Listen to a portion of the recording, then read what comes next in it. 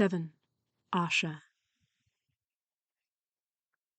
At that time, having received the powers bestowed by the good spiritual guide, Sudhana the youth relied on the good spiritual guide's instruction, recalled the good spiritual guide's words, and felt deep affection for the good spiritual guide. He then had this thought: it is because of the good spiritual guide that I have been enabled to see the Buddha, and it is because of the good spiritual guide that I have been enabled to hear the Dharma. The good spiritual guide is my master teacher, for it is he who has shown and guided me in the Buddha's Dharma. The good spiritual guide is my very eyes, for it is he who has enabled me to see the Buddha as comparable to empty space. And the good spiritual guide is my bridge, for it is he who has enabled me to enter the lotus flower pond of the Buddhas, the Tathagatas. He then gradually traveled southward until he reached the place known as Ocean Tides, where he saw Universal Adornment Park surrounded by a perimeter wall made of the many kinds of jewels. In it, there were all kinds of jeweled trees arranged in beautifying rows, all kinds of jeweled blossoming trees raining down many kinds of marvelous blossoms that scattered across its grounds, all kinds of jeweled incense trees, the fragrant vaporous mists from which everywhere scented the air throughout the 10 directions, all kinds of jeweled garland trees that rained down large garlands of jewels that hung down in place after place, all kinds of sovereign mani jewel trees that rained down immense mani jewels that were spread about everywhere, completely covering those grounds, all kinds of jeweled robe trees that rained down the many different colors of robes that, appearing in response to what was needed, were spread around everywhere, all kinds of musical trees that, when blown and moved by the breeze, produced sounds that were more beautiful than heavenly music, and all kinds of adornment-bearing trees, each of which rained down precious, unique, and marvelous objects of amusement that were spread about in place after place as adornments. Its grounds were immaculate and free of either high or low places. Within it there were hundreds of myriads of temple halls composed of immense mani jewels, hundreds of myriads of towers covered with Jambanada gold, hundreds of myriads of palaces adorned with inlaid Vairocana mani jewels, and a myriad bathing ponds composed of the many different kinds of jewels. These had railings made of the 7 types of precious jewels which encircled their perimeters, and also had steps on all 4 sides which were made of the 7 types of precious jewels. These ponds were filled with clear waters possessed of the 8 qualities that were fragrant with scents like those of celestial sandalwood incense. Gold sand was spread across their bottoms, and their sides were inlaid all around with water-clarifying pearls. As geese, ducks, peacocks, and kokila birds sported about in them, their calls sent forth harmonious and lovely sounds. Bejeweled tala trees formed an encircling line of trees all around them. They were covered by suspended nets of jewels from which there hung all kinds of gold bells. As subtle breezes wafted through and gently shook them, they constantly sent forth beautiful sounds. Immense curtains of jewels were set up there, and jeweled trees encircled the area. Countless mani jewel banners had been raised there, the light from which sent its illumination everywhere to a distance of 100,000 yojanas. In addition, there were 100 myriad ponds, the bottoms of which were coated with a clay consisting of Kalanusari sandalwood incense. All kinds of marvelous jewels formed blossoming lotus flowers that spread across the surface of their waters. The colored light from immense mani jewel flowers cast their brilliant radiance all about within that park. There was also a vast palace known as Beautiful Banners, which had marvelous jewels from the treasury of the ocean that formed its grounds, and Vairya gems that composed its pillars. Its roof was made of Jambunata gold, adorned with radiant Kormani jewels. Countless sovereign jewels emanated intensely brilliant flaming light. The lateral chambers of the multi-storied tower were decorated with many different kinds of adornments. Sovereign Anurachita incense and sovereign awakening incense exuded marvelous fragrances that everywhere scented the air. Within that palace, there were also countless jeweled lotus flower thrones, which were arrayed all around. In particular, there were mani-jewel lotus flower thrones casting their brilliant illumination in the 10 directions. World-illuminating mani-jewel lotus flower thrones, marvelous treasury mani-jewel lotus flower thrones, lion treasury mani-jewel lotus flower thrones, stainless treasury mani-jewel lotus flower thrones, universal gateway mani-jewel lotus flower thrones, light-adorned mani-jewel lotus flower thrones made from pristine sovereign mani-jewels from the great ocean's treasury, and Vajra lion mani-jewel lotus flower thrones. Within that park, there were also 100 myriad different kinds of canopies. In particular, there were robe canopies, garland canopies, incense canopies, flower canopies, branch canopies, mani-jewel canopies, real gold canopies, adornment canopies, music canopies, elephant king canopies produced by spiritual transformations, horse king canopies produced by spiritual transformations, and canopies made of the mani jewels worn by Shakra, lord of the Devas. There were 100 myriad canopies such as these. There were also 100 myriad immense jeweled nets that stretched across and covered the area from above. In particular, there were jeweled bell nets, jeweled canopy nets, jeweled body nets, ocean treasury true pearl nets, nets of purple Vaidurya and mani jewels, lion mani jewel nets, moonlight mani jewel nets, nets of many different types of incense of all different forms and appearances, jeweled crown nets, and jewel necklace nets. There were 100 myriad types of nets such as these. The park was illuminated by the brilliant illumination of 100 myriad kinds of great lights.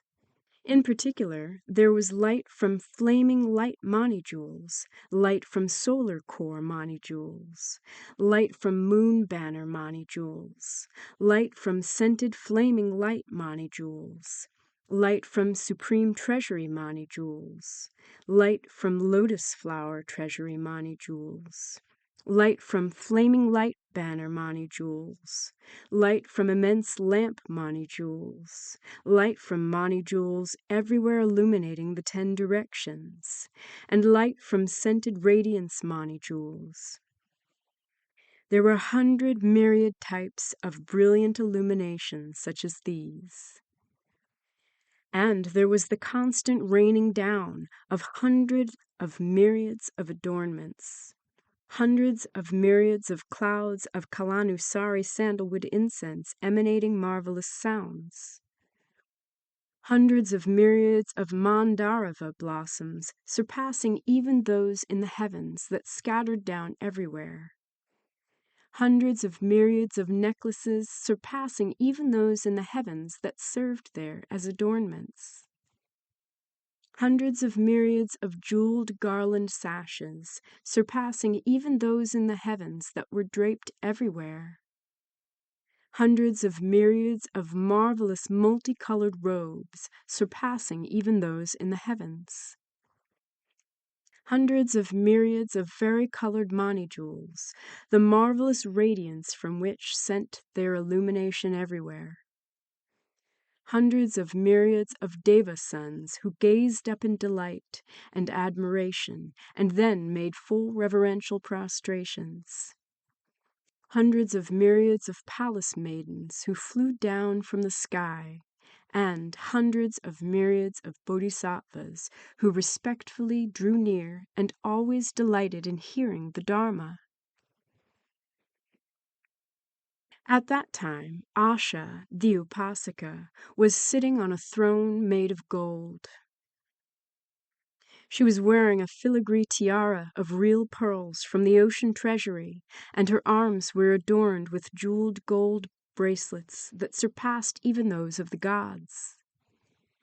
She had flowing indigo hair, a net made of immense mani jewels that adorned her head, earrings made of lion mouth mani jewels, and a necklace made of wish-fulfilling sovereign mani jewels. A lace mesh made of every kind of jewel draped down and covered her body.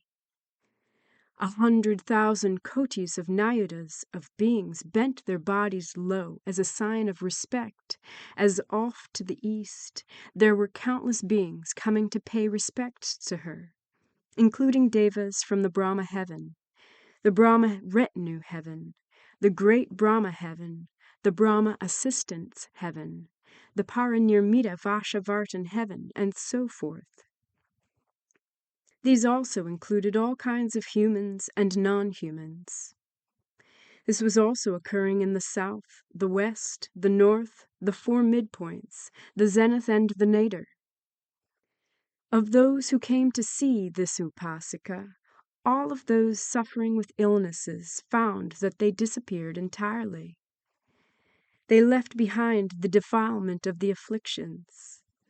The thorns of their wrong views were pulled out, the mountains of their various obstacles were crushed, and they entered unimpededly pure spheres of experience.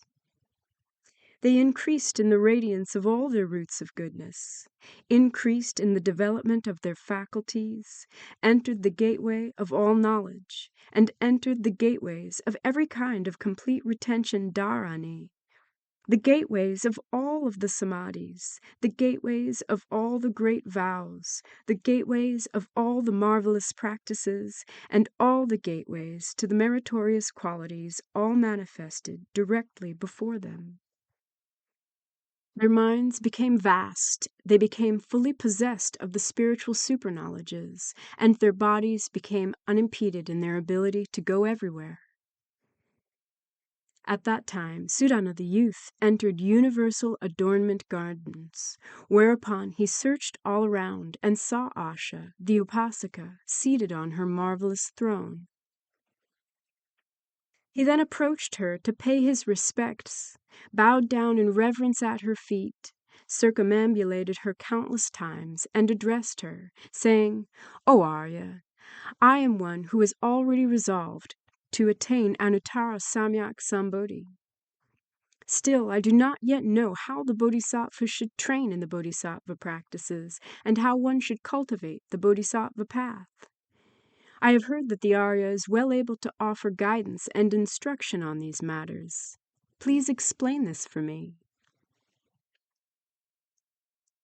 Asha then spoke to him, saying, "Son of good family, I have only acquired this single bodhisattva liberation gateway. Still, if there is anyone who sees me, hears me, brings me to mind, dwells together with me, or provides contributions to me, then they will not have done so in vain. Son of good family, if there is any being who has not planted roots of goodness, who has not been drawn forth and accepted by the good spiritual friend, and who has not received the protection of the Buddhas, then such a person would never even be able to see me. Son of good family, where there are beings who do succeed in seeing me, then they all become irreversible in their progress toward Anuttara Samyak Sambodhi. Son of good family, Buddhas from the East always come here, sit on a jeweled throne, and speak Dharma for me. so too do all Buddhas come here from the south, the west, the north, the four midpoints, the zenith and the nadir, whereupon they too sit on a jeweled throne and speak Dharma for me. Son of good family, I never leave this circumstance in which I see the Buddhas, hear them teach the Dharma, and dwell together with the Bodhisattvas. Son of good family, this immense congregation of mine consists of 84,000 kotis of nayutas of beings, all of whom dwell together and practice with me in this park, and all of whom have become irreversible in their progress toward Anuttara Samyak Sambodhi. All of the other beings dwelling in this park have also entered the station of irreversibility. Sudhana then asked, O Arya, was your resolve to attain Anuttara Samyak Sambodhi made long ago or more recently? She replied, Son of good family, I recall that in the past, under Burning Lamp Buddha, I cultivated the practice of a brahmacharya, revered him, made offerings to him, listened to him teach the Dharma, absorbed it, and retained it. Before that, under Stainless Buddha, I left the householder's life, trained in the path, and then learned and retained right Dharma. Before that, I did so under Marvelous Banner Buddha. Before that, I did so under Supreme Sumeru Buddha. Before that, I did so under Lotus Virtue Treasury Buddha. Before that, I did so under Vairocana Buddha. Before that, I did so under Universal Eye Buddha. Before that, I did so under Brahman Lifespan Buddha. Before that, I did so under Vajra Navel Buddha. And before that, I did so under Varunya Deva Buddha. Son of good family, I recall that in this same way, throughout the past, during the course of countless lives in countless kalpas, under Buddhas as numerous as the sands in 36 Ganges rivers, I sequentially served, revered, and made offerings to them all, listened to them teach the Dharma, absorbed it, retained it, and purely cultivated the practice of a brahmacharya. As for the time previous to that, since that is the exclusive domain of a Buddha's knowledge, it is not a matter that I am able to assess. Son of good family, the Bodhisattva's initial generation of the resolve is measureless, this because it completely fills the entire Dharma realm. The Bodhisattva's gateway of great compassion is measureless because it everywhere enters all worlds. The Bodhisattva's gateway of great vows is measureless because it reaches to the very ends of the 10 directions of the Dharma realm. The Bodhisattva's gateway of great kindness is measureless because it extends to all beings everywhere. The practices cultivated by the Bodhisattva are measureless because they are cultivated in all kshetras and in all kalpas. The Bodhisattva's samadhi power is measureless because it makes him irreversible in the Bodhisattva path. The Bodhisattva's power in the complete retention dharanis is measureless because it enables him to retain the contents of all worlds. Bodhisattva's power of the light of wisdom is measureless because it enables him to enter all 3 periods of time. The Bodhisattva's power of the spiritual superknowledges is measureless because it brings about his appearance everywhere throughout the network of all kshetras. The Bodhisattva's power of eloquence is measureless because, through his use of but one voice, everyone is able to gain complete understanding. The Bodhisattva's pure body is measureless because it entirely pervades all Buddha kshetras. Sudhana the youth then asked, O Arya, how much longer will it be before you attain Anuttara Samyak Sambodhi? She replied, Son of good family, it is not for the sake of teaching and training only one being that the Bodhisattva resolves to attain Bodhi. It is not for the sake of teaching and training only 100 beings that the Bodhisattva resolves to attain Bodhi, and so forth on up to its not being for the sake of teaching and training only an ineffable number times an ineffable number of beings that the Bodhisattva resolves to attain Bodhi. It is not for the sake of teaching only the beings of one world that the Bodhisattva resolves to attain Bodhi, and so forth on up to its not being for the sake of teaching only the beings in an ineffable number times an ineffable number of worlds that the Bodhisattva resolves to attain Bodhi. It is not for the sake of teaching only the beings in worlds as numerous as the atoms in the continent of Jambudvipa that the Bodhisattva resolves to attain Bodhi. It is not for the sake of teaching only the beings in worlds as numerous as the atoms in one great trichiliocosm that the Bodhisattva resolves to attain Bodhi, and so forth on up to its not being for the sake of teaching only the beings in worlds as numerous as the atoms in an ineffable number times an ineffable number of great trichiliocosms that the Bodhisattva resolves to attain Bodhi. It is not for the sake of making offerings to only one Tathagata that the Bodhisattva resolves to attain Bodhi, and so forth on up to its not being for the sake of making offerings to only an ineffable number times an ineffable number of Tathagatas that the Bodhisattva resolves to attain Bodhi.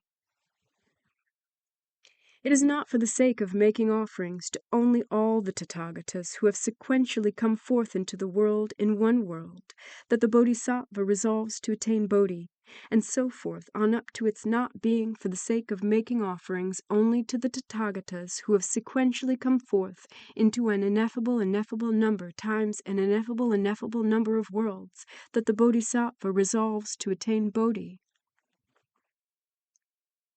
It is not for the sake of making offerings only to the number of Tathagatas that have sequentially come forth into the world in worlds as numerous as the atoms in one great trichiliocosm that the Bodhisattva resolves to attain Bodhi, and so forth on up to its not being for the sake of making offerings only to Tathagatas that have sequentially come forth into the world in worlds as numerous as the atoms in an ineffable number times an ineffable number of Buddha-kshetras that the Bodhisattva resolves to attain Bodhi.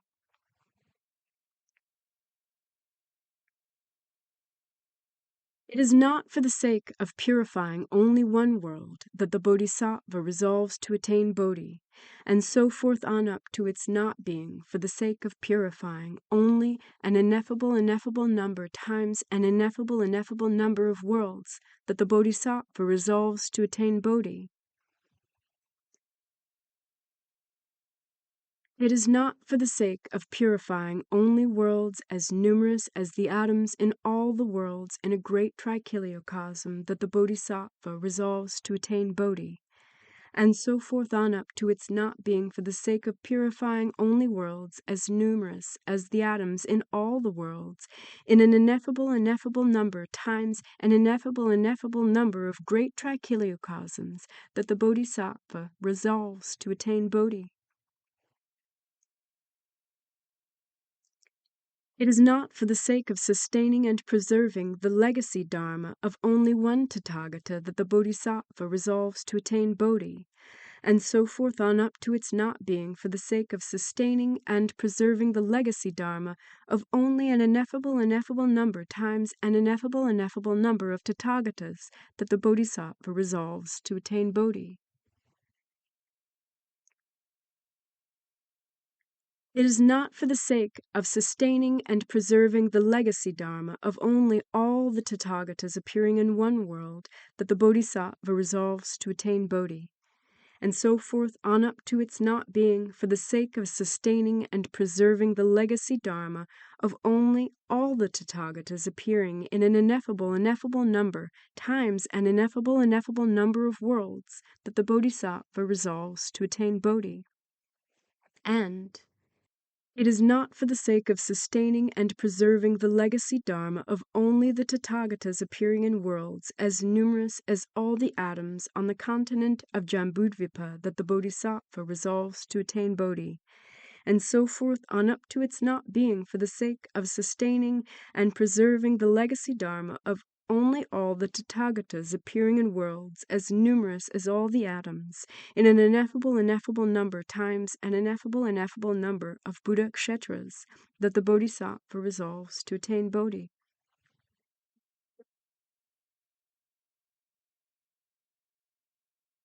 In this same way, and to state it simply, it is not for the purpose of fulfilling only the vows of one Buddha. It is not for the purpose of going to only one Buddha kshetra. It is not for the purpose of entering the congregation of only one Buddha. It is not for the purpose of sustaining the Dharma eye of only one Buddha. It is not for the purpose of turning the Dharma wheel of only one Buddha. It is not for the purpose of knowing the sequence of kalpas in only one world. It is not for the purpose of knowing the ocean of thoughts of only one being. It is not for the purpose of knowing the ocean of faculties of only one being. It is not for the purpose of knowing the ocean of karmic deeds of only one being. It is not for the purpose of knowing the ocean of conduct practiced by only one being. It is not for the purpose of knowing the ocean of afflictions of only one being. It is not for the purpose of knowing the ocean of afflictions of only one being, and it is not for the purpose of knowing the ocean of affliction-based habitual karmic propensities of only one being, and so forth, until we come to its not being for the purpose of knowing the ocean of affliction-based habitual karmic propensities of only beings as numerous as the atoms in an ineffable number times an ineffable number of Buddha kshetras that the Bodhisattva resolves to attain Bodhi. Rather, it is out of a wish to teach and train all beings without exception that the Bodhisattva resolves to attain Bodhi. It is out of a wish to serve and make offerings to all Buddhas without exception that the Bodhisattva resolves to attain Bodhi. It is out of a wish to purify all Buddha lands without exception that the Bodhisattva resolves to attain Bodhi. It is out of a wish to protect and preserve the right teachings of all Buddhas, without exception, that the Bodhisattva resolves to attain Bodhi. It is out of a wish to completely fulfill the vows of all Tathagatas, without exception, that the Bodhisattva resolves to attain Bodhi. It is out of a wish to go to all Buddha lands, without exception, that the Bodhisattva resolves to attain Bodhi. It is out of a wish to enter the congregations of all Buddhas without exception that the Bodhisattva resolves to attain Bodhi. It is out of a wish to know the sequences of kalpas of all worlds without exception that the Bodhisattva resolves to attain Bodhi. It is out of a wish to know the ocean of thoughts of all beings without exception that the Bodhisattva resolves to attain Bodhi. It is out of a wish to know the ocean of faculties of all beings without exception that the Bodhisattva resolves to attain Bodhi. It is out of a wish to know the ocean of karma of all beings without exception that the Bodhisattva resolves to attain Bodhi. It is out of a wish to know the ocean of conduct practiced by all beings without exception that the Bodhisattva resolves to attain Bodhi. It is out of a wish to extinguish the ocean of afflictions of all beings without exception that the Bodhisattva resolves to attain Bodhi. And it is out of a wish to rescue all beings without exception from their ocean of affliction-based habitual karmic propensities that the Bodhisattva resolves to attain Bodhi. Son of good family, to state what is essential, It is for the purpose of adopting the practice of hundreds of myriads of asamkhya's of skillful means such as these that the Bodhisattva resolves to attain Bodhi. Son of good family, the Bodhisattva's practice everywhere penetrates all dharmas, this because he perfects them all, and everywhere enters all kshetras, this because he purifies them all. Therefore, son of good family, it is only when the purification of all worlds has come to an end that my vows will come to an end. And it is only when the rescue of all beings from their affliction-based, habitual karmic propensities has come to an end that my vows will be entirely fulfilled. Sudhana the youth then inquired, O Harya, what then is the name of this liberation? She replied, Son of good family, this liberation is known as the banner of sorrowless security. Son of good family, I know only this single gateway to liberation.